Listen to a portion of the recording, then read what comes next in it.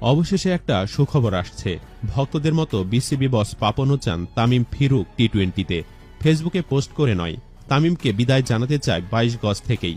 এসবের মধ্যে হঠাৎ সাকিবের দাবি তামিমের সাথে সম্পর্ক ঠিকঠাকই আছে। আসলে বিশ্বকাপের আগে কি হচ্ছে? তবে কি সত্যিই অবসর ভেঙে ফিরছেন তামিম? আমেরিকায় খেলবেন টি-20 বিশ্বকাপ? চলুন বিস্তারিত জেনে নেওয়া যাক।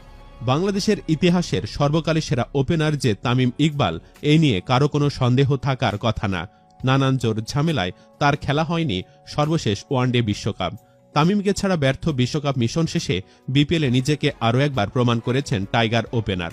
আসলে সর্বোচ্চ রান সংগ্রাহক হিসেবে রয়েছেন টুর্নামেন্ট সেরা ব্যাটারও।